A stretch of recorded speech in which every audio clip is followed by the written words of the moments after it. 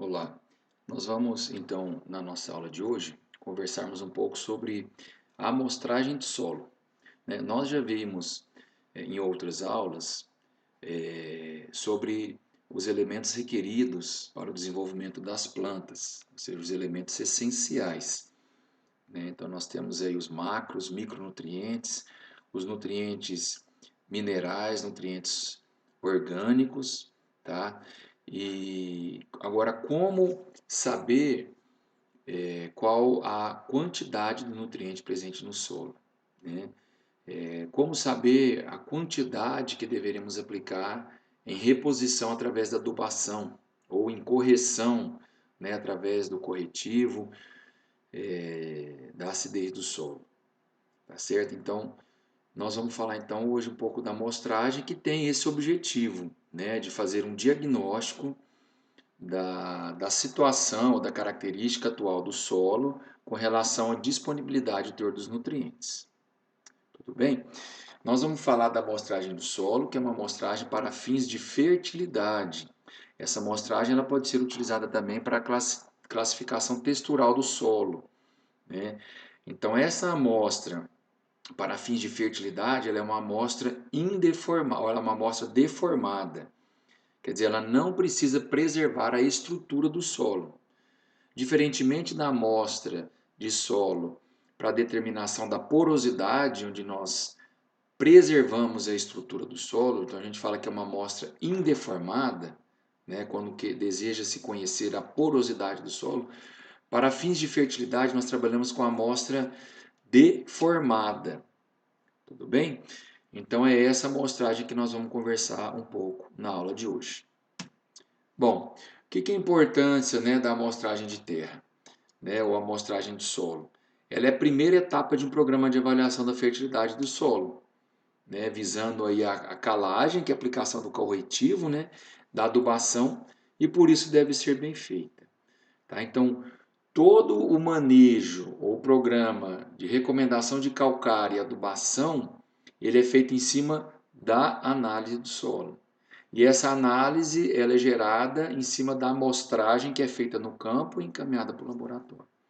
Então, se nós não tivermos uma amostragem bem feita, toda a recomendação de calcário e adubação também não será bem feita.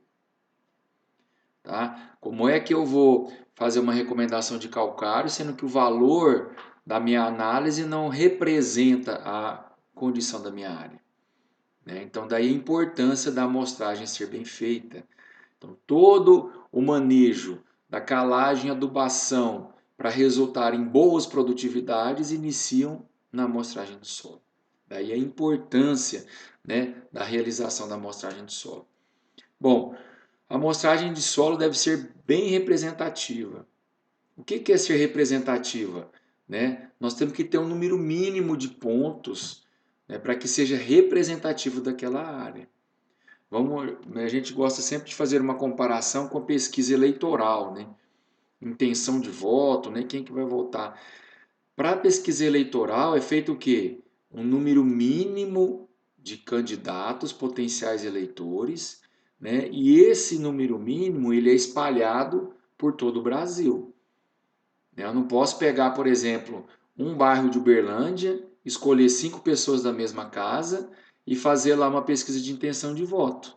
Porque ali não é representativo. Primeiro que é uma mesma família, segundo que mora em um mesmo bairro, né? Então, se for uma pesquisa de intenção de voto para prefeito de Uberlândia, por exemplo, o que é ideal? Fazer em vários bairros de Uberlândia, né? Em pessoas que residem em diferentes residências, para ser bem representativo. Tá? E assim deve ser feito a análise do solo, né? Ser representativa. Eu não posso entrar lá na área, andar 20 metros, tirar um ponto e levar para o laboratório. Será que aquele único ponto representa toda a minha área? Né? Então, nós vamos ver aí como que nós podemos fazer para a amostragem ser representativa. Tá? Quais as dificuldades que nós enfrentamos no programa de amostragem de solo? Primeiro, o solo ele é um corpo heterogêneo.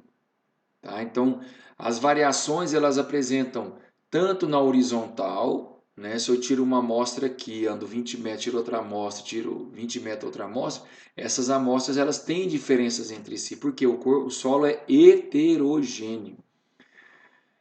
E a heterogeneidade, ou seja, a diferença, ela também ocorre em profundidade.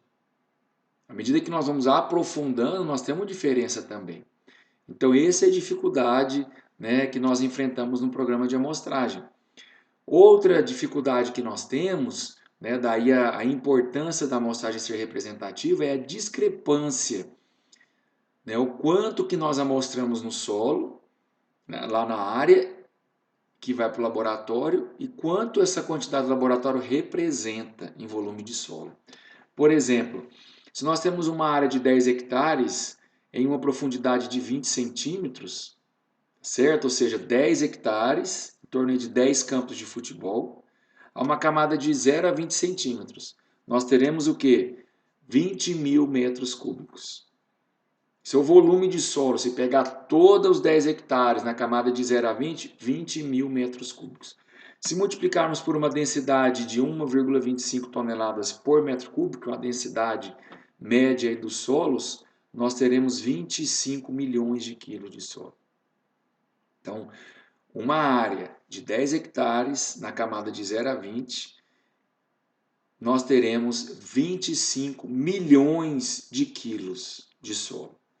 Desses 25 milhões, quanto que vai para o laboratório? Em torno de 500 gramas. Então, olha a discrepância. Né? Nós temos lá na área 25 milhões de quilos e vai para o laboratório meio quilo. Esse meio quilo representa os 25 milhões. Daí a importância da amostragem ser representativa. Né? Voltamos a dizer, no caso da pesquisa eleitoral, se é pesquisa eleitoral para intenção de voto para presidente, hoje no Brasil são mais de 100 milhões de candidatos. Não vai pesquisar cada um dos candidatos, não, dos eleitores. São mais de 100 milhões de eleitores. Não vai pesquisar a intenção de voto de cada um. Então faz uma amostragem representativa e tira aí de 2 a 3 mil pessoas em diferentes partes do Brasil para representar esses 100 milhões. É um retrato daquele momento. No caso do solo, a mesma coisa. São 25 milhões de quilos na área de 10 hectares na camada de 0 a 20 e vai para o laboratório em torno de 500 gramas. Tá? Então, a amostra representa uma quantidade de terra aproximadamente 50 milhões de vezes maior. Tá? Agora, desses 500 gramas ou meio quilo que vai para o laboratório, para determinar, por exemplo, o teor de fósforo, eu uso 5 gramas. Ou seja, 5 gramas para determinar o teor de fósforo representa 25 milhões de quilos. Se eu vou determinar o teor de matéria orgânica, é 1 grama. 1 grama representa 25 milhões de quilos. Então, olha a discrepância. Né? Então, 1 grama para determinar o teor de matéria orgânica representa 25 milhões de quilos. Tá? Então, essa relação é na casa de 1 para 4 bilhões. Né? Então, uma amostra do solo representa 4 bilhões de partes lá no campo. Então, é uma discrepância muito grande. Como que a gente pode reduzir, né, esse erro, a chance do erro? Aumentar o número de amostras na área. Isso é uma amostragem representativa, certo? Então, olha só, para trabalhar com amostras, um número maior de amostras, nós trabalhamos com conceitos de amostra simples e amostra composta. O que é amostra simples? É a amostra que eu tiro em um determinado ponto. Né? Então, a amostragem deve ser feita um caminhamento em zigue-zague na área, né? Retirando várias amostras simples. O que é amostra composta? É a reunião das amostras simples, homogeneização e tiro uma amostra em caminho para o laboratório. Tá? Quantas amostras simples deve ser realizada para obtermos uma amostra composta? Esse gráfico ilustra isso para nós. Tá? Então, olha aqui, ó. No eixo X, nós temos um número de pontos de amostras simples. No eixo Y, nós temos um percentual de erro. Quanto menor o número de amostras, maior o erro. O que é esse erro? Por exemplo, se eu trabalhei aqui com 5 amostras, eu posso ter um erro de 50%. Tá? O que é esse erro de 50%? Se o laudo trouxer para mim que o teor de fósforo é 10 miligramas por decímetro cúbico, esse valor pode ser 15 miligramas, ou seja, 50% a mais, como pode ser 5 miligramas, 50% a menos. Então a margem de erro é muito grande. Quer dizer, o valor que está no laudo é 10 miligramas, mas ele pode ser 50% para baixo ou 50% para cima. Como que eu vou fazer uma recomendação de adubação numa discrepância dessa? Variando de 5 a 15. Tá? Então, para minimizar esse erro, o que nós fazemos? Aumentamos o número de pontos. A gente pode ver aqui, ó, de 15 a 20 pontos, esse erro ele é mínimo. Né? Mesmo aumentando, esse erro permanece mínimo, diminui muito pouco. Então a gente fala que nós devemos trabalhar de 15 a 20 amostras simples para cada amostra composta. Tudo bem? Para quê? Para reduzir a discrepância e tornar a nossa amostra mais representativa da nossa área. Tá? Então, a amostra composta deve ser constituída de 15 a 20 amostras subamostra ou amostras simples coletadas em diferentes pontos da gleba. Tá? Então, como é que nós vamos fazer? Nós vamos fazer um caminhamento em zigue-zague. Deixa eu mostrar aqui. Ilustra bem. Aqui ilustra bem, ó, caminhamento em zigue-zague, numa área, amostra simples.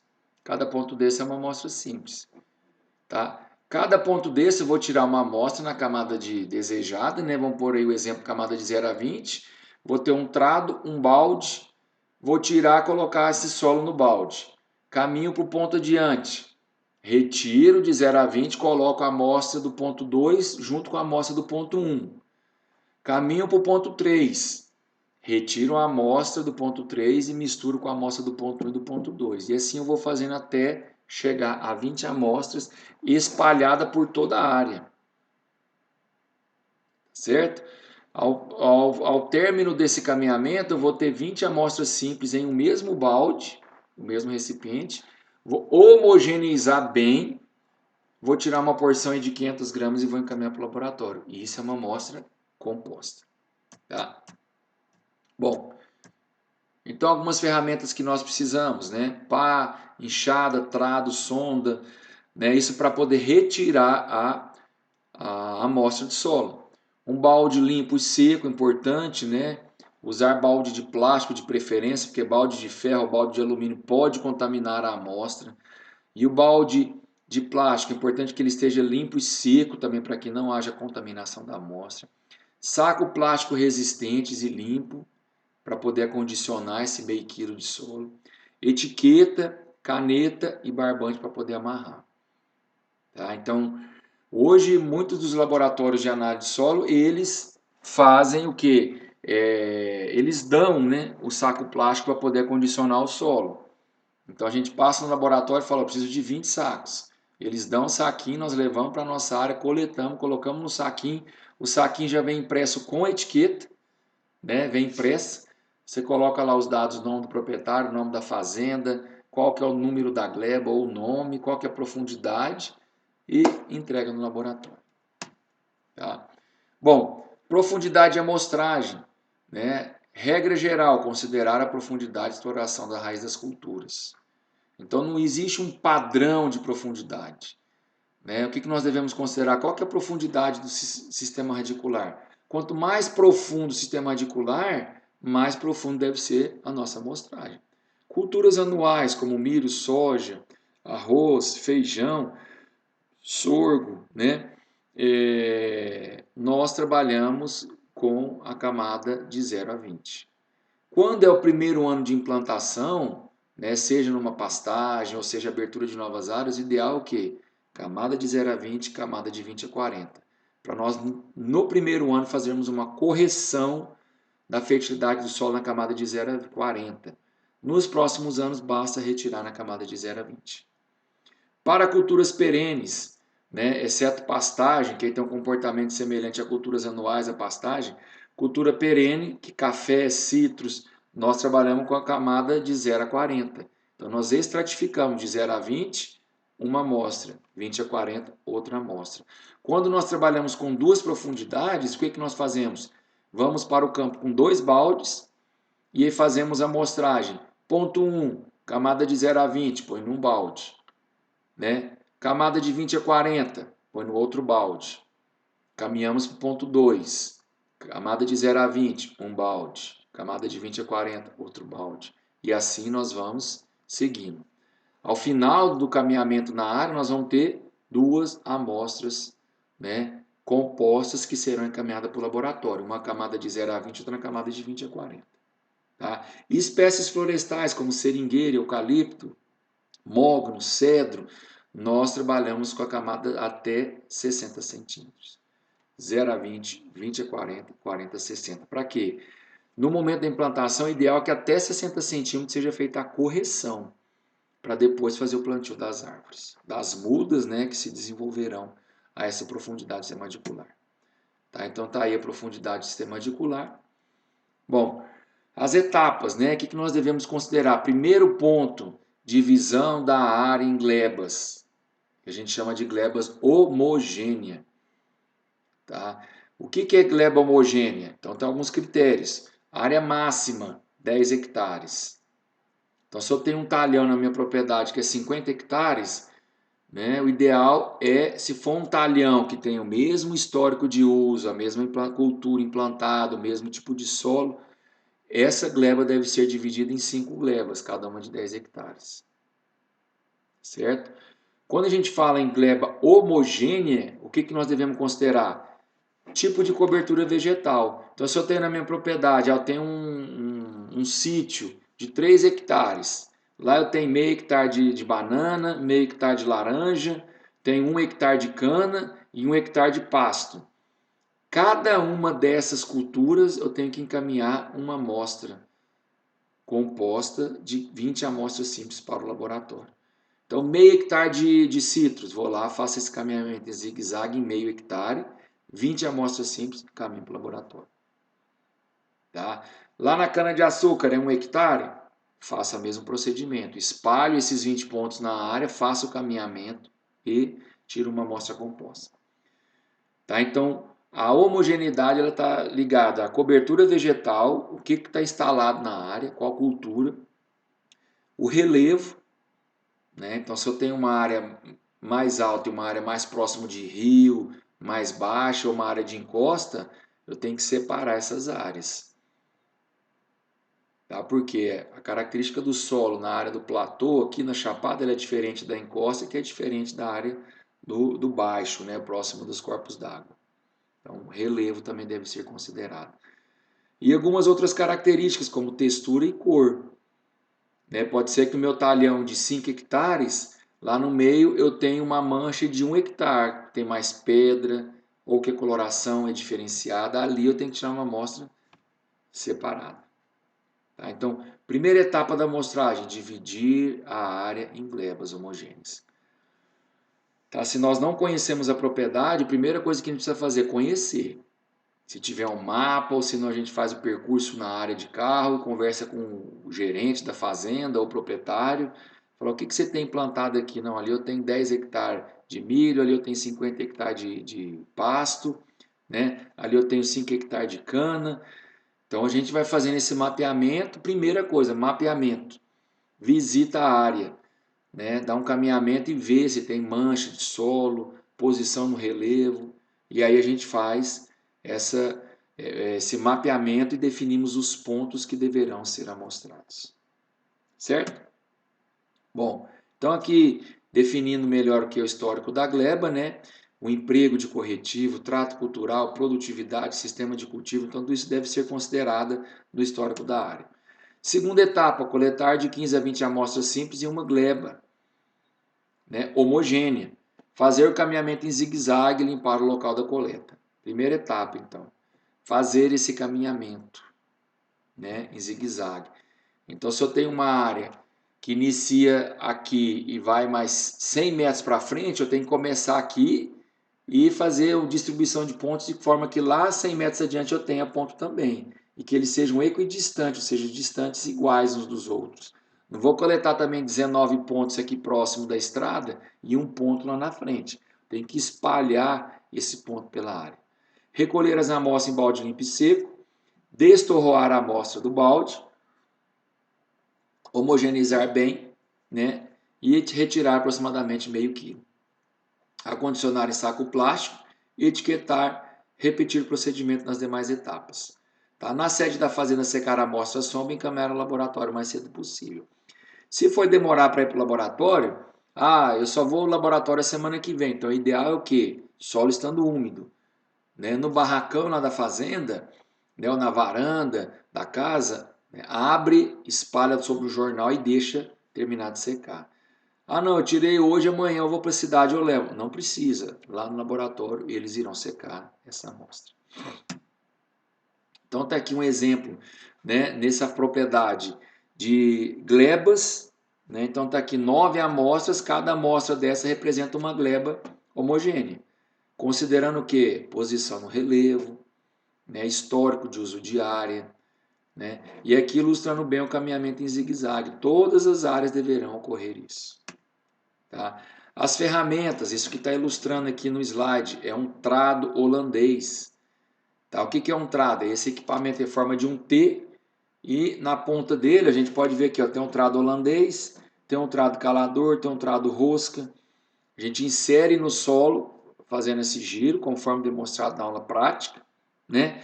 E aí retiramos esse do solo, tem um volume de solo que é retirado na camada que se deseja. Tá? Depositamos essa amostra no recipiente que nós desejamos. Tá? Então está aqui a amostragem, né, a profundidade que deve ser considerada.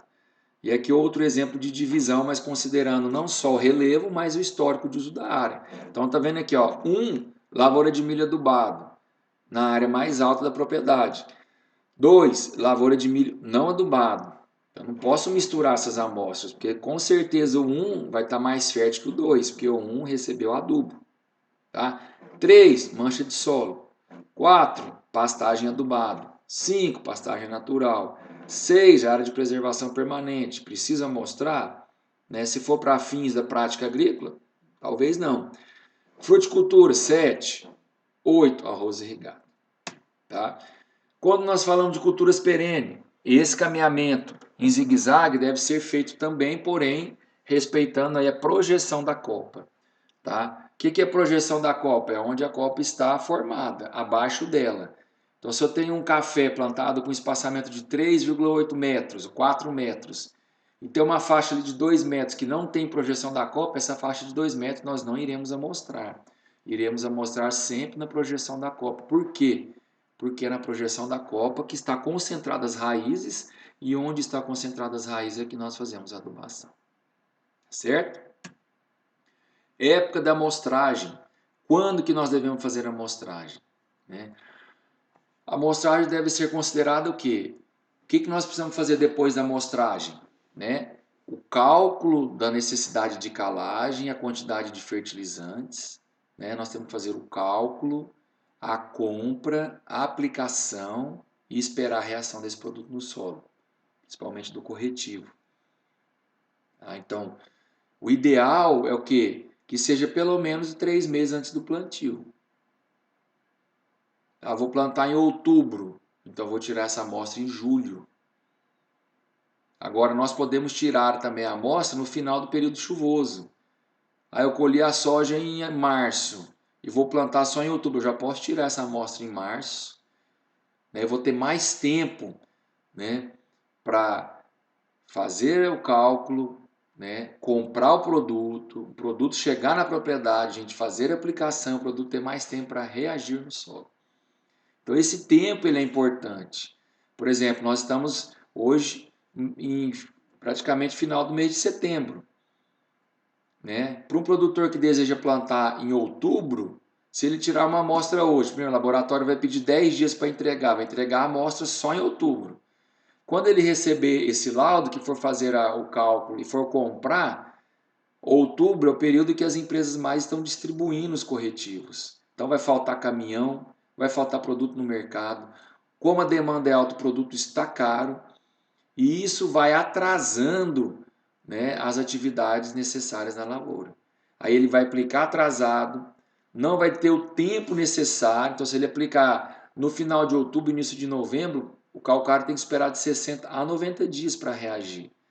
Esse calcário vai estar o solo vai estar pronto para plantar a partir de janeiro. Então, perdeu o tempo, né, da cultura, principalmente se for área de sequeiro. Né? Então, esse tempo ou a época de amostragem é muito importante. Tá? Culturas anuais, no mínimo 3 meses antes do plantio. Culturas perenes, logo após a colheita. Então, acabou a safra do café, faz uma amostragem. Acabou a safra do abacate, faz uma amostragem. Tá? Pastagens já estabelecidas, 2 a 3 meses antes do início das chuvas. Ok?